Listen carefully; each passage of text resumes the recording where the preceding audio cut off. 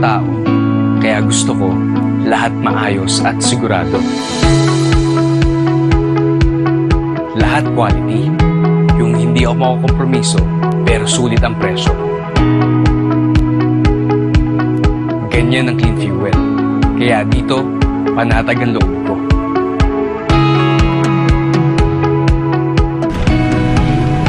Magandang umaga po, sir. Utang po. Utang.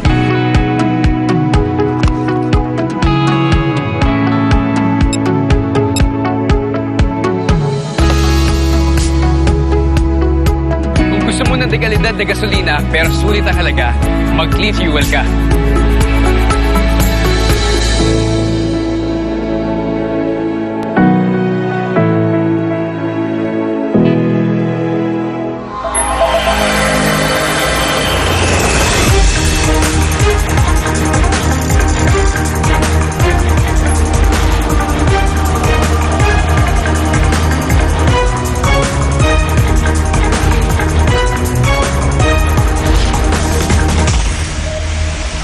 This is SMNI News Channel.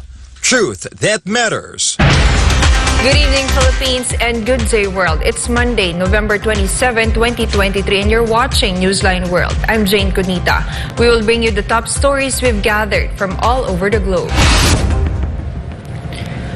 First in our news, Pastor Apollo Sikibuloy of the Kingdom of Jesus Christ reminds government leaders about abuse of power in the recent episode of Sounds of Worship aired on Sunday. A decision respected but rejected. Vice President Sara Duterte gave her stand regarding the Philippine government studying about returning to the ICC. The temporary truce between Israel and Hamas has entered its final and crucial hours. Would there be a possible extension of ceasefire? In Latin America, Ecuador's new president vowed to fight against drugs, starting by repealing a law decriminalizing the use of drugs in small amounts. Back in Asia, Thailand declared war against scammers by strengthening its crackdown on online fraud. These and more for tonight's edition of Newsline World. Pastor Apollo Sikibuloy of the Kingdom of Jesus Christ has a reminder for government officials, especially leaders of the country. MJ Mondehar tells us more. In his program, Sounds of Worship, aired live on Sunday, Pastor Apollo Sikibuloy of the Kingdom of Jesus Christ focused on giving advice to government officials. According to Pastor Apollo, it is the government's responsibility to act in the best interest of its constituents. Thus, government officials can avoid wrongdoing, as stated in the Holy Scriptures.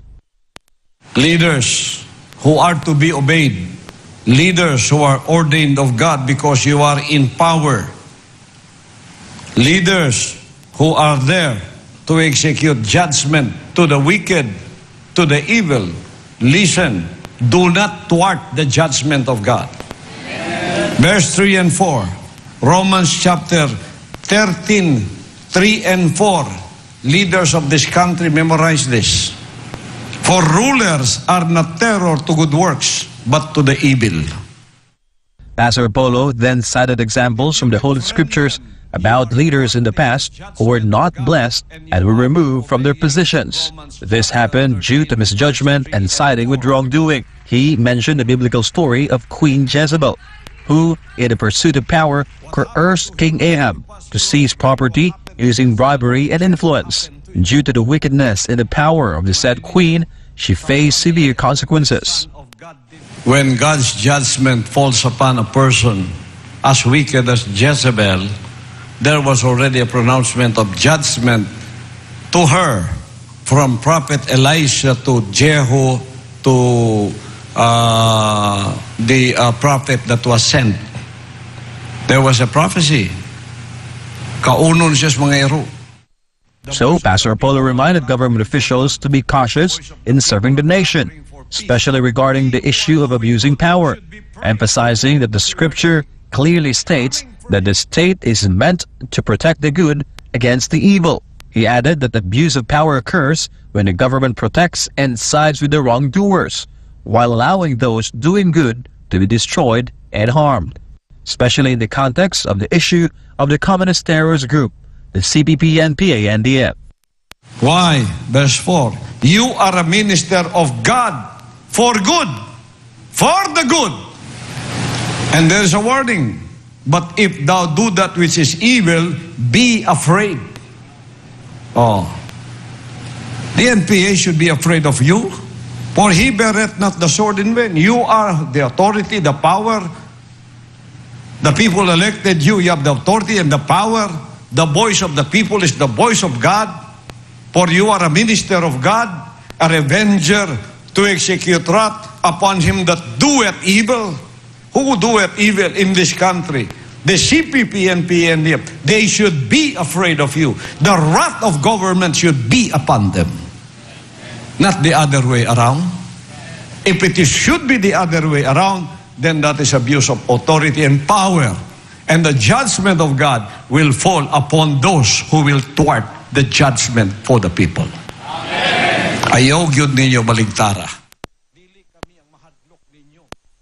Pastor Apollo also emphasized that they will continue to remind the officials of the government about the responsibilities to the Filipino people, with SMNI as his sounding board. For Government of the Philippines, I'm Jayne Codnita, SMNI News. The truce between Israel and Hamas is in its final 24 hours, and the possibility of an extension is looking bright. For the first time, Hamas said it was willing to extend a pause after it freed more hostages, including a 4-year-old Israeli-American girl who was orphaned due to the October 7 attack. Meanwhile, Israel's Prime Minister Benjamin Netanyahu said that they, too, are willing to extend the truce if it meant having more hostages freed. However, the Israeli military said it will resume its operations with all their might immediately after the truce expires. To recall, the 4-day Israel-Hamas truce began on Friday and has completed 3 rounds of hostage swaps as of Sunday. Part of the truce includes releasing 50 Israeli hostages in exchange for 150 Palestinians jailed in Israeli prisons. Most of them are women and minors. Hamas said it also released a Russian hostage in response to the efforts of Russian President Vladimir Putin. The truce was mediated last Thursday by Qatar and Egypt. Chinese media, Xinhua News Agency, citing its Palestinian sources, said that mediation efforts have been intensified to extend the current ceasefire. Qatar and Egypt conveyed a draft agreement to Israel and Hamas on extending the ceasefire and facilitating a larger prisoner swap between the two warring sides. The sources, who wish to be anonymous, told Xinhua. The sources said that the discussions involved the release of 40 to 50 captives from Gaza, coupled with increased humanitarian aid flow into the Strip to alleviate the humanitarian crisis. The evacuation of foreign nationals have been continuing at the Rafah border crossing from Gaza into Egypt. However, there's a group of Palestinians who are trying to go the other way. CGTN's Yasser Hakim met with some of them and brings us this report. Behind me now are the Palestinians who are stranded in Egypt once the fighting broke out, and they want to go back to Gaza. This is something special. Usually in a case of war and atrocities like we've seen and the bombings, people try to escape or to evacuate. On the contrary, hundreds of Palestinians rushed to the Rafah border when they were told they could return to Gaza during the truce. There are about 2,500 of us in Arish. Yes, all of them. Yes, in these circumstances, it is more dignified for us to die with our children there. He says they're going back because they won't allow Israel to displace them from their homeland. This group was in Egypt when the conflict erupted, leaving loved ones behind. My children and grandchildren are in Gaza. I was here for surgery after I was shot in my leg by Israeli soldier. But the fighting broke out, so I stayed. I've been in Egypt for 60 days. There was a previously failed attempt to cross the border. We came to the border before, stamped the papers, and were ready to enter Gaza. But Israel bombed the border and we had to go back. The Gazans have been hosted by the Egyptian government in houses at the nearby Arish city. So the Palestinians here are ready and waiting to cross the border just beside us. and they know that they might not last inside Gaza for 2 or 3 days alive, because the bombing has not differentiated between militants, women, children or elderly. As Omar leads the way into Gaza, he yearns to reunite with his wife and baby daughter. I'm so happy I'm going back. Thank God. My whole family is there, but I lost all contact with them. It's a dark journey back for Omar, not knowing if his loved ones will be there to greet him, or maybe they're buried under the rubble of the stricken Gaza city. Yasser Hakim for CGTN at the Rafah border crossing, Egypt. Meanwhile, the Senate Majority Leader of the United States recently announced that he will hold a vote on President Joe Biden's request in assistance to Ukraine, Israel, and Taiwan. The details with Alisa Torres.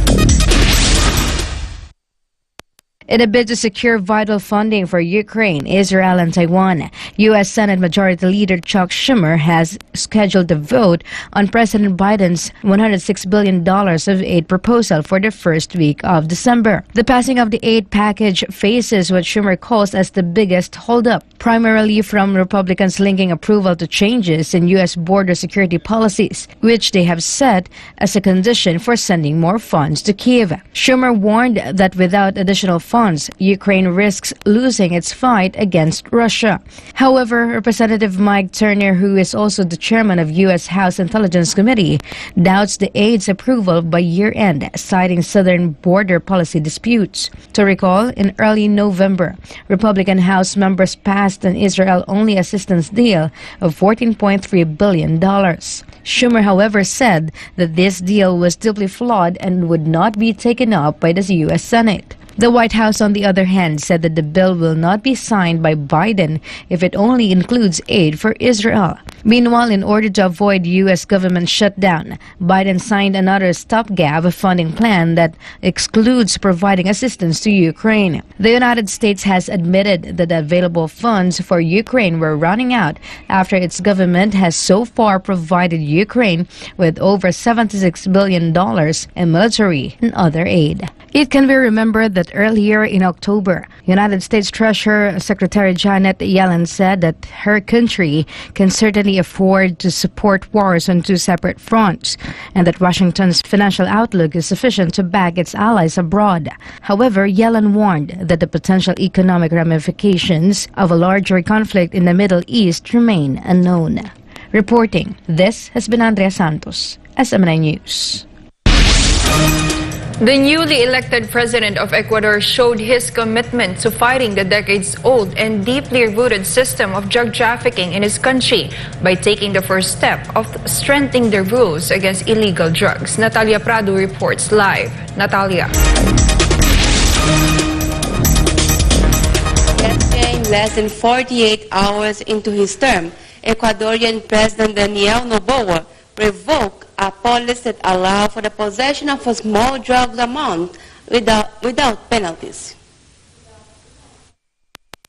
Noboa argued that the old guidelines imposed in 2013 support micro-trafficking and is a harmful element for Ecuadorian society. The new president also raised the possibility of using the military to fight drug traffickers and vowed to call for a vote on the subject within his first 100 days in office. The 35-year-old started his term as the 48th president of Ecuador on November 23, 2023. For years, Ecuador has struggled with the drug trafficking as the location of its borders makes it an ideal transit point for shipping cocaine and heroin via air, land, and sea. The cartels and the local gangs have turned the South America country into a hub for transporting cocaine into Europe and the United States. A few months ago, the entire nation was shocked after Ecuadorian presidential candidate Fernando Villavicencio, a die-hard critic of corruption and organized crime, was shot in the head 3 times during a political rally on August 9, 2023.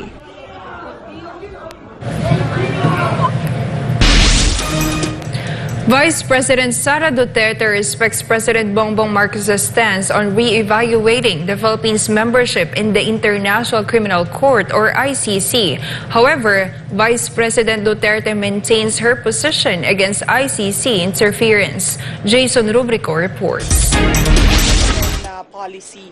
Vice President Sara Duterte has spoken about President Bongbong Marcos' position on rejoining the International Criminal Court. According to Vice President Sara, she respects President Marcos' stance on the ICC. We all should respect the position of the President being the chief architect of foreign policy. So yun po lahat na dapat na posisyon nating lahat.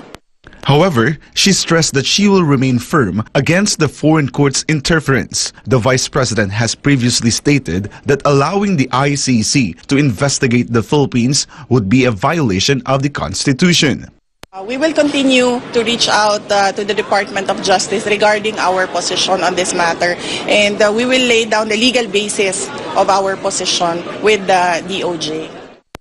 When asked about the apparent change in President Marcos' position on the ICC, Vice President Duterte responded, I cannot speak for the President.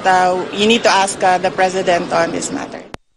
To recall, President Marcos previously stated that any ICC investigation would be an interference in internal affairs and a threat to sovereignty. He also mentioned that the Philippines would not cooperate with the ICC in any way. Meanwhile, the Department of Education continues to strengthen its efforts against student abuse. During the recently held culminating program of National Children's Month, Vice President Duterte shared that they have received over 1,700 reports of student abuse since the launch of the Telesafe Contact Center helpline. The majority of the reports involve verbal abuse followed by sexual abuse and cyberbullying.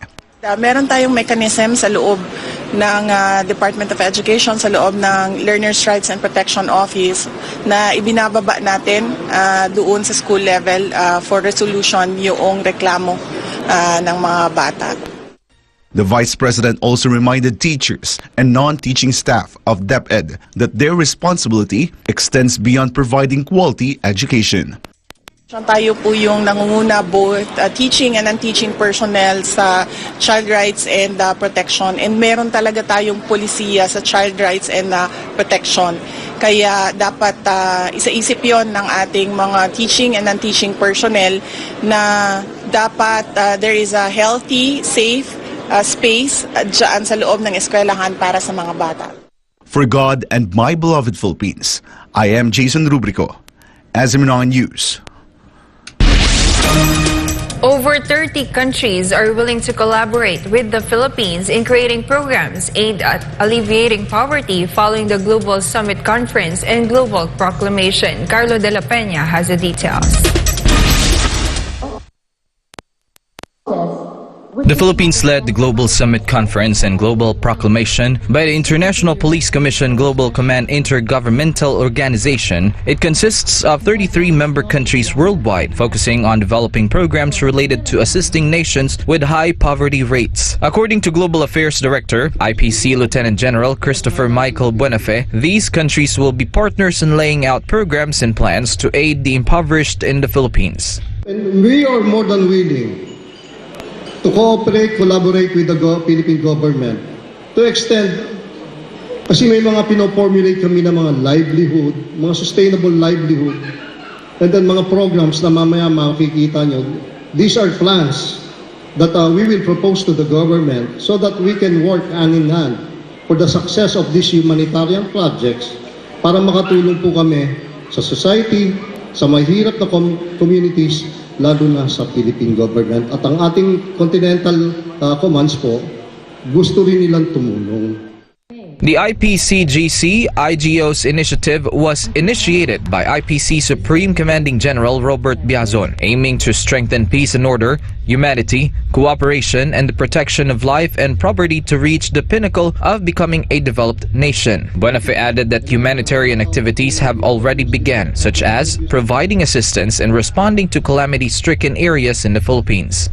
Sa aming pong mga 33 command countries, ginagawa na po yung humanitarian, tulad po yung sa relief during calamities, major calamities, at saka syempre constantly sa mga poor communities.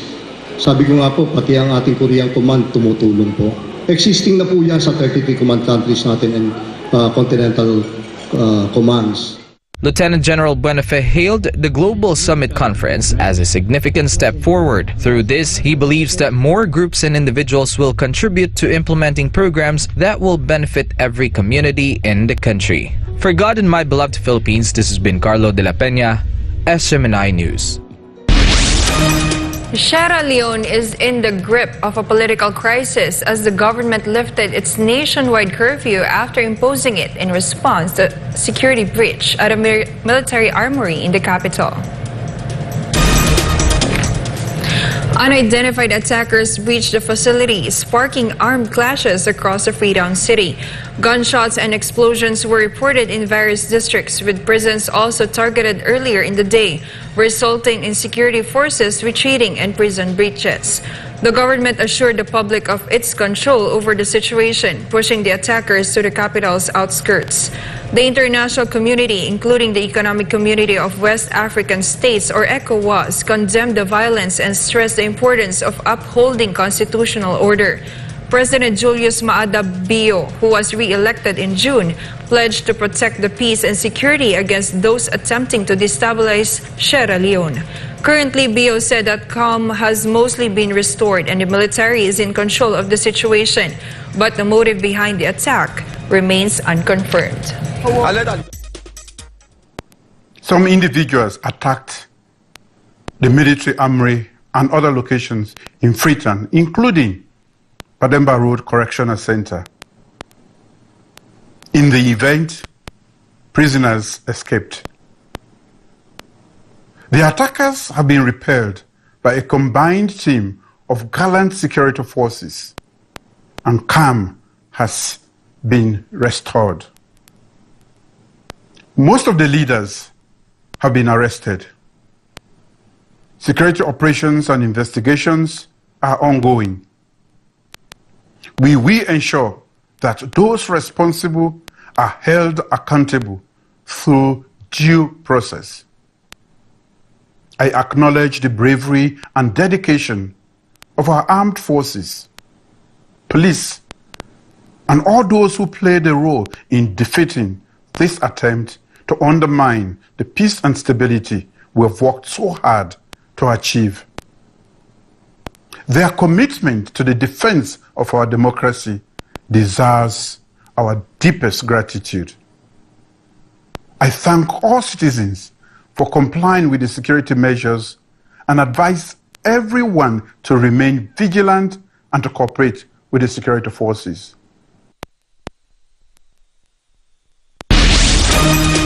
China, Japan, and South Korea have agreed to create conditions for a leaders' meeting as foreign ministers of the three countries met in Busan City of South Korea. However, no specific date was given yet. Hector Kikuzaki reports. This year, the Philippine Festival returns to its roots, and the event got bigger and brighter to promote cultural understanding and what the Philippines has to offer, not only in Japan but also to the rest of the world. The Philippine Assistance Group headed the annually conducted Philippine Festival 2023 in coordination with the Philippine Embassy, Department of Migrant Workers, OWA, Department of Trade and Industry, Department of Agriculture, Department of Foreign Affairs Japan, and the Department of Tourism, among other agencies. The Department of Tourism also promoted their brand new logo, Love the Philippines, during the event. Filipino and Japanese event organizers worked together to celebrate the friendly relations between our country and Japan. The event started from the 25th until the 26th of November. It officially opened through the singing of the Philippine National Anthem and the National Anthem of Japan, Kimigayo, which means His Imperial Majesty's Reign in English. It was followed by the opening remarks of the Philippine Ambassador to Japan, Ambassador Maylene Garcia Albano. The event was also attended by the Parliamentary Vice Minister of Foreign Affairs, Masahiro Komura and other officials. A ribbon-cutting ceremony was also held in Yoyogi Park, Tokyo, Japan. Among its noteworthy performers were members of the Inrayog Philippine dance troupe who showcased the rich heritage of the country through a cultural dance show, while the PhilFest Got Talent singing contest featured the famous Filipino talent in the field of music. The event conducted cultural competition including Miss Philippines Carnival King and Queen 2023, participated by both Filipino and Japanese nationalities. The participants showcased different designs of Philippine terno and tribal costumes made by Filipino designers. The segment also promoted the cultural preservation of the Philippines. The festival also highlighted Filipino beauty, creativity, and craftsmanship through the display of grand and elegant designs of the Filipiniana, a traditional dress worn by women in the Philippines. The segment was graced by Miss Philippines Nicole Borromeo, who recently won third runner-up during Miss International 2023, held in October in Tokyo, Japan. The return of Anyo this year was directed by Shayana Hato and was organized by Japan-Philippine Cultural Exchange Organization and SINAG Japan. Filipino comedians Bubay and Tekla, as well as celebrity actor Edgar Allan Guzman, together with other celebrities, entertained the crowd on the second day of the festival. As the economy started to bounce back due to the effects of inflation, the Philippine Festival became a platform for Filipino entrepreneurs to market their products in Japan during the two-day event. The products ranged from dry goods to frozen goods, pastries, and different cuisine from several countries. Commercial companies like Smiles Remittance, Page One World Developer, and Philippine Airlines also supported the two-day festival. Moreover, the organizers of Philippine Festival extended their gratitude to this year's media partners such as the SMNI and Executive Pastor of the Kingdom of Jesus Christ, Pastor Apollo Sikibuloy, for his strong support toward nation building through community service, with its scope reaching even Filipino communities abroad. This festival also paved another way for Filipinos in Japan to come together to connect and celebrate cultural diversity. It is also an important event that strengthens the friendship between Filipinos and Japanese people. For God and to my beloved Philippines, this is Hector Kikozaki for SMNI News, Japan. Thailand imposed a crackdown against online fraud and rampant cases of scams in the country. Chatmongkon Pisamay Goson reports. Thai Prime Minister Sethar Thavisin called for stronger measures against online fraud after he was targeted by scammers himself. Sethar instructed the Digital Economy and Society Ministry to strengthen its crackdown on online fraud and center scams. He also urged the public to follow the ministry's advice on ways to avoid falling victim to scammers. The police are also investing more time to track down those responsible, as the scammers are getting more complex and sophisticated in their techniques. In recent cases, the culprits have used the names of high-profile business people to persuade people to invest with them. The Thai government reported around 365,000 cases of online fraud over the past year and a half year, causing losses of 45 billion baht. รายงานจากราชบุรี นายชัดมงคลพิสมัยโกศล SMN News ประเทศไทย สวัสดีครับ A boat race tradition observed for hundreds of years made a welcome return to Cambodia after 3 years of absence. Anissa de Guzman for the details. The rivers of Cambodia came alive once more as the country celebrates the annual 3-day water festival. The kingdom temporarily stopped the celebrations due to the COVID-19 pandemic. The return of Cambodia's grandest festival has been met with great excitement and cheers. Tens of thousands of spectators gathered on both sides of the Tonle Sap River to witness the oarsmen compete in the boat race, which is the centerpiece of the 3-day festival. The boat races has been an important part of the Southeast Asian country's 800-year-old tradition. His Majesty, the King Norodom Sihamoni, attended the first day of Water Festival, which attracted more than 1 million people. Cambodian Prime Minister Hun Manet and his father Hun Sen, the country's former ruler, also joined the king in watching the boat races in front of the royal palace in the capital of Phnom Penh. Hun Manet wished for the people to have a safe journey and good health. He also sponsored 40 racing boats together with his father. The annual festival marks the end of the monsoon season and shows the appreciation of the Cambodians for nature, water, and productive harvests, as well as commemorating the country's rich culture and long history. The event started on Sunday, November 26, and will end on Tuesday, November 28. The government hopes the festival will boost the country's tourism sector and help with economic recovery. Di siya Nanisa de Guzman, Ranganchak, Kuntep Mahanakon, SMN News, Pratatay, Sawadika. More news when Newsline World returns.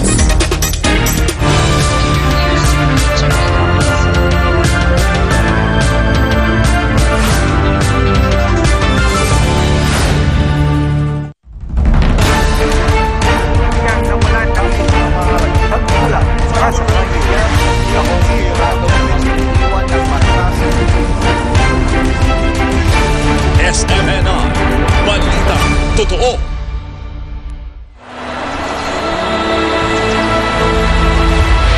There is no country like the Philippines. This is the most beautiful country in the world. Dapat lahat ng Pilipino magmahal sa Pilipinas. 365 days, 52 weeks, 8,760 hours, 24/7 uninterrupted service, all in the service of God and country. Indeed made a significant difference for the Philippines and the lives of every Filipino. But we will not stop here. This is just the beginning. We already have that image right now of SMNI, that SMNI is only standing for the truth. That SMNI and its credibility is inviolable. That SMNI and its integrity is not for sale. That is the image that SMNI right now, because credibility to us is more than $1 billion pesos, as long as our credibility stands. That we are telling only the truth. That's why the tagline of SMNI is truth that matters. For nation building, for upholding truth over narrative, for our beloved country, this is SMNI.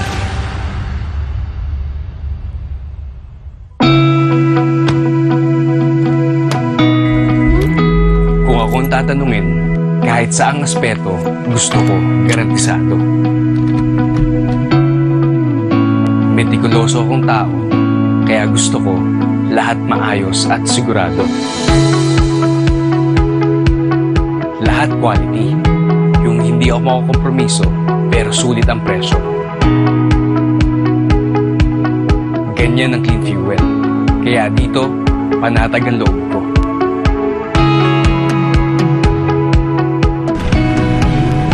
Magandang umaga po, sir. Full-tank po. Full-tank.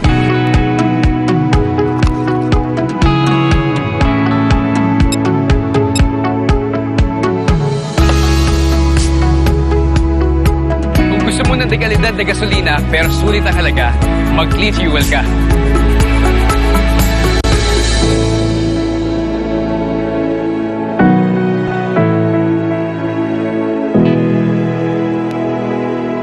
Kabayan! Oo, ikaw. Alam mo ba na you can win lots of prizes when you bring home a guest in the Philippines? The Department of Tourism brings you the Visita Be My Guest program. Joining is easy. 1. Sign up as a sponsor. You can do this via the official BBMG website. All Filipinos of legal age living in the Philippines or abroad can join. 2.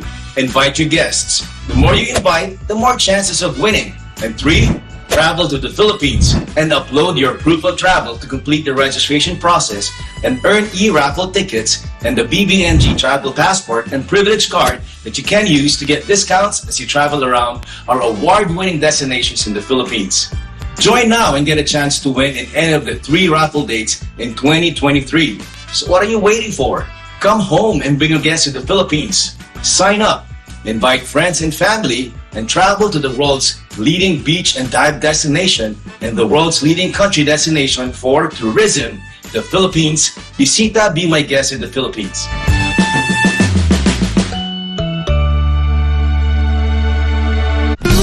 the healthy way to lose weight. Edmark's Power 4 Slimming Program. Step 1. Detoxify with Edmark Shake Off in pandan and lemon flavor. Fast, effective colon cleansing. See result after 6 hours. Step 2. Burn fat and nourish with Edmark's Meal Replacement Therapy. Organic formulation with low-calorie, balanced nutrition, aids in losing weight and burns fat. Step 3. Balance and cleanse with Edmark's Plena Liquid Chlorophyll. Purifies the blood and balances pH. Step 4. Rejuvenate with Edmark's Ginseng Coffee. Energy Booster lowers blood pressure and memory enhancer. And Red Yeast Coffee. Cholesterol Buster. Anti-aging and prevents heart disease. Edmark Pasay franchise located at Empire Center, ground floor, EDSA Extension, Pasay City. For inquiries, contact Miss Bing at 0995-480-1026. Stay with Edmark. Feel good now.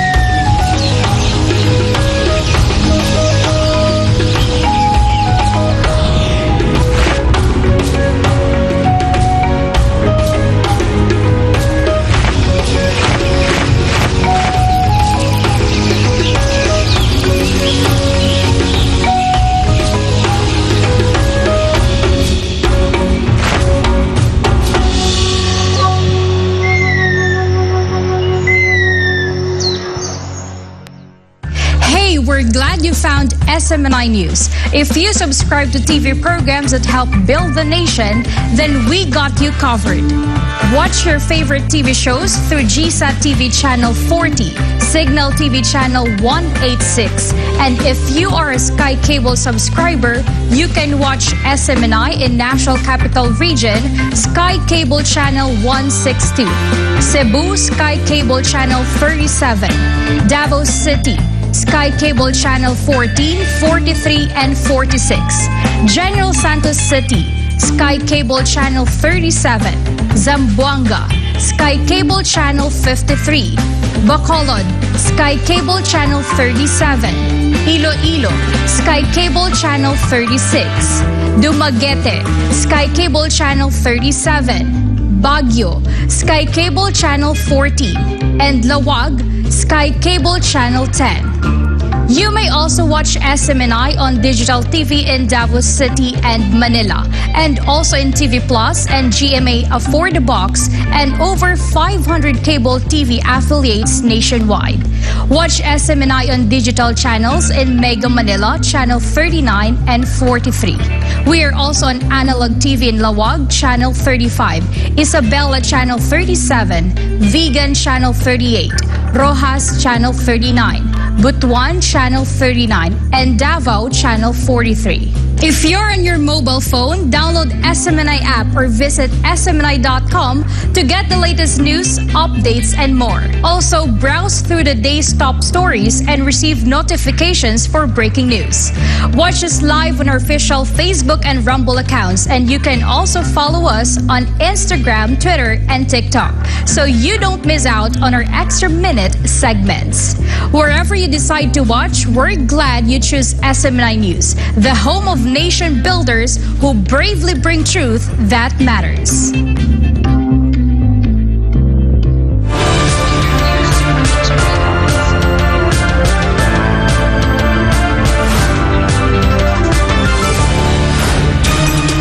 We now move on on to the series of Bridging Hearts, stories about the so-called 3 mini-links, routes that allow for direct travel of people, goods and mail between the Fuzhou province of the Chinese mainland and offshore islands of Taiwan.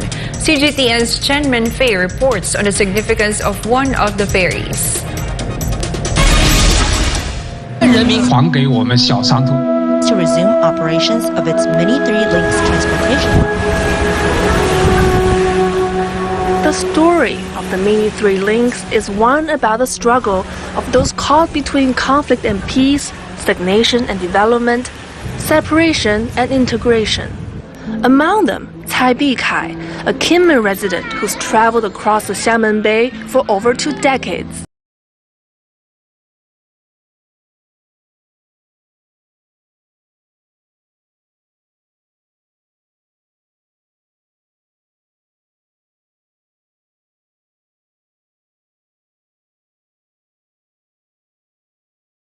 And the U.S. established diplomatic ties. This ended 2 decades of the mainland shelling the offshore island. Though Taiwan allowed residents to visit the mainland in 1987, the journey was challenging. 当时是金门到台湾，台北，他一天的航班很少，所以他到台北已经是下午了，然后下午又要从台北到香港，香港到厦门，那这样一绕就要2天的时间，至少2天时间。好，然后我们这边短短的半个小时，为什么不能回去？ Advocates like Yan Dacheng lobbied for decades for direct links to resume.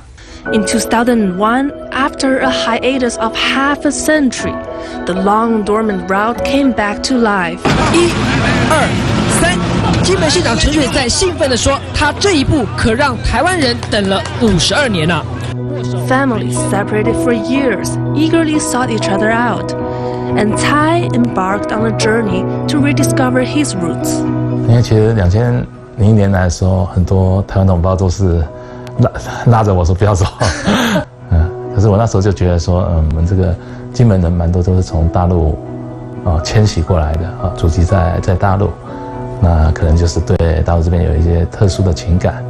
那另外一方面也是感觉到说，这个金门毕竟是一个小地方，还想说，那我们的下一辈的发展在哪里？所以那时候我们在想，可能是在大陆。 The rest is history. Cai studied, worked, and started a family in Xiamen. The ferry allowed the Cai family to call both sides home, leaving their youngest son with his grandparents in Kinmen. But that lifestyle was disrupted when the COVID-19 pandemic hit. 所以宇航在那边待了1年半的时间，我们都没有见到他。 Yan recalls the time when the SARS epidemic hit in 2003, and the mini 3 links were suspended for the first time. 然后那个时候我就很害怕，那个时候我就跟金门县长一直沟通，一直说你再不开，再下去，那可能再来一个50年。所以两岸的这个航线真的是很脆弱。它就是因为疫情，然后延伸到这个，它是一个政治议题了。 Tensions between the mainland and Taiwan have been escalating as U.S. politicians have insisted on visiting the island despite Beijing's stern warnings. Under this tense climate, however, the Chinese central government issued directives in September to further integrate Kinmen and Matsu into Fujian province. Cross-strait relations expert Tang Yonghong describes the strategy as walking on 2 legs. 一条腿是大陆跟台湾整体对整体。 这条腿不可能走得快，刚才讲了，对不对？是吧？两岸关系复杂，两岸差异性很大，台湾内部也很复杂，矛盾很多哈。那基本上就迈不太动。And the other leg is regional cooperation in places like Xiamen and Kinmen, which could serve as a positive example. 他们会注意到两岸交流合作、融合发展对我们果然是好的，对不对？ 而不是说像民进党当局这样子一直讲的，对大陆有利，对台湾没利，对不对？是吧？ The term mini 3 links refers to the direct connection of people, goods, and mail. But what it really promises is a unity of hearts within a single family. Chen Menfei, CGTN, Xiamen. A Filipino family residing in the United Kingdom initiated an annual fundraising event to help children with disabilities, specifically kids with Down syndrome in the Philippines. Leviana Esguerra has the story. A Filipino family residing in the UK has once again organized their annual fundraising events dedicated to supporting children with Down syndrome in the Philippines. In a heartwarming initiative, the Degamon family, a Filipino household residing in the UK, recently organized their annual fundraising events for Down syndrome beneficiaries in the Philippines. The events, aptly named Give Love for Downs, took place on November 19 at St. Augustine's Hall, drawing support of hundreds of attendees. The Degamon family's commitment to this initiative is deeply personal, as their youngest family member also has Down syndrome. The event proudly features their daughter as the ambassador. Each year, the family engages in fundraising activities to aid organizations in the Philippines, specifically focused on helping children with Down syndrome. Jun Degamon, a Davaoeño, is a seasoned winner of multiple singing contests in both the Philippines and in London. Notably, he proudly represented the United Kingdom in the World Championships of Performing Arts, WCOPA, often dubbed as the Olympics for the Performing Arts. The prestigious event took place in July 2018 in Los Angeles, California. During a recent interview, Jun Degamon shared that the funds raised for this year's Love for Downs event will be allocated to a gift-giving initiative and a medical mission set for December in the Philippines. Additionally, the organization is arranging joyous celebrations for their Down syndrome beneficiaries in different places such as Ilocos, Davao City, Davao de Oro, and Metro Manila. Ako po ay isa sa mga founders ng Love for Downs UK. Kasama ko po ang aking asawa sa advokasiyang ito. Pagtulong po sa mga batang may Down syndrome sa Philippines. This year, it's getting bigger dahil ang gagawin po namin maliban sa pamimigay ng mga regalo sa aming mga beneficiaries sa Philippines, alright, may 4 po kaming mga lugar na bibigyan ng regalo.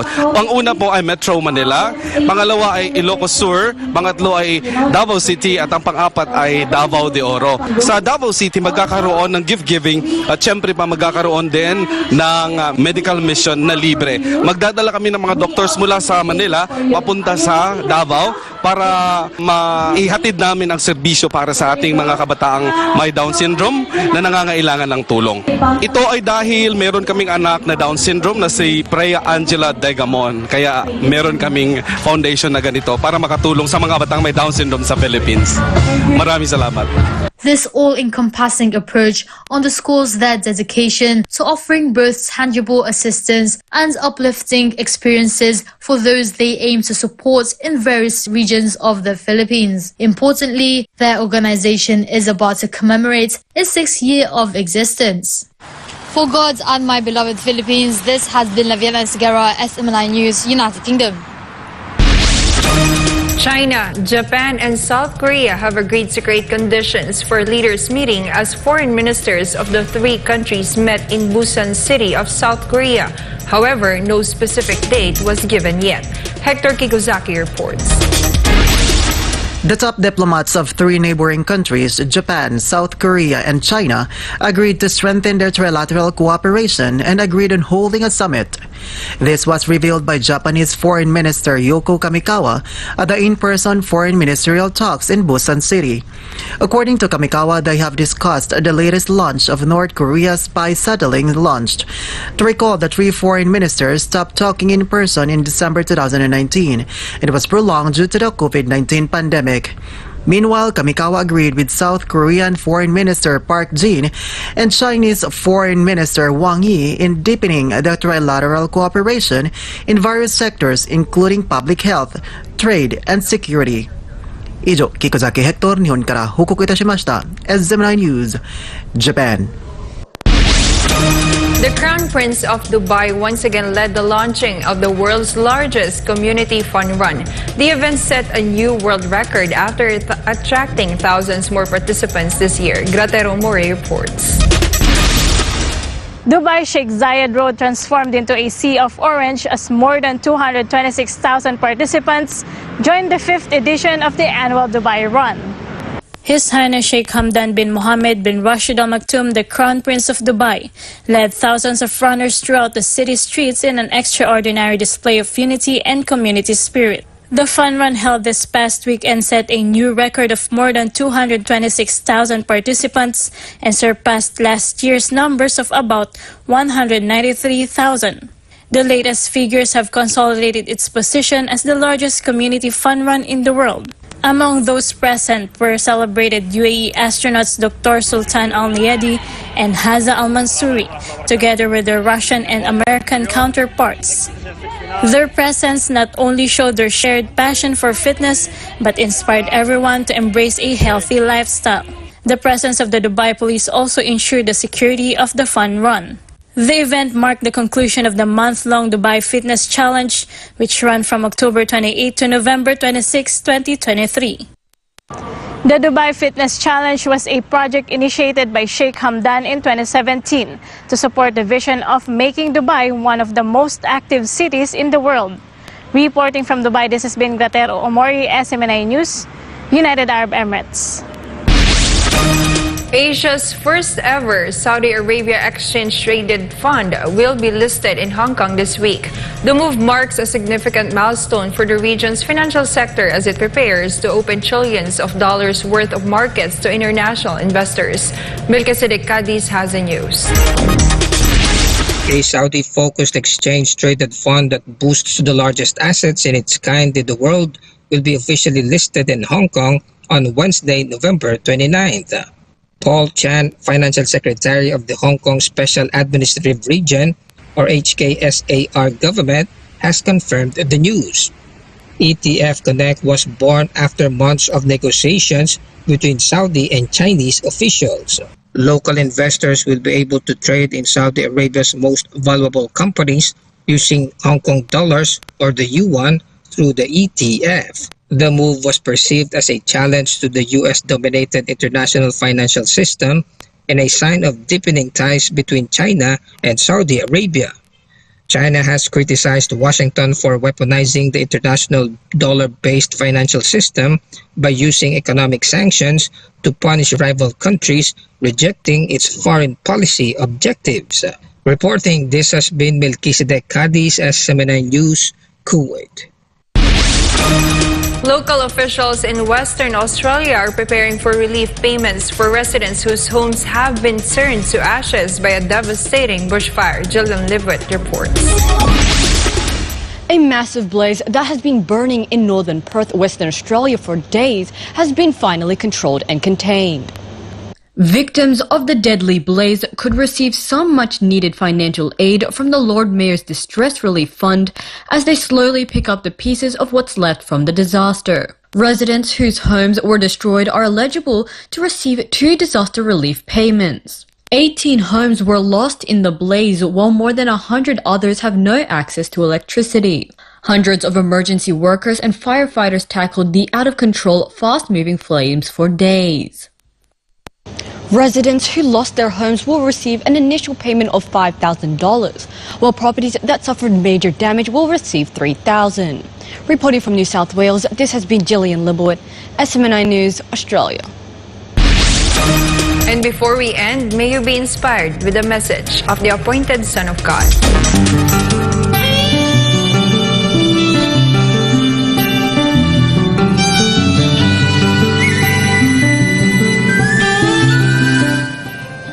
Winning and losing begin in the mind, and your mind is the womb of your faith.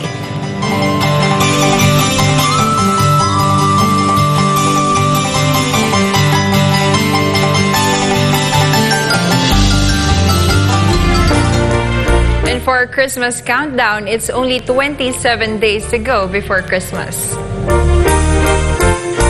And that's all for today's edition of Newsline World. For more news update, you may visit SMNINewsChannel.com or follow us on our official social media accounts on Rumble, Facebook, and Twitter. For God and my beloved country, the Philippines, I'm Jayne Codnita. Thank you for watching Newsline World, and thank you to our beloved Pastor Apollo C. Kibuloy, for the opportunity to be part of this program. May you continue to listen to SMNI as it delivers nothing but fair, truthful and balanced news, because SMNI is your source of credible news.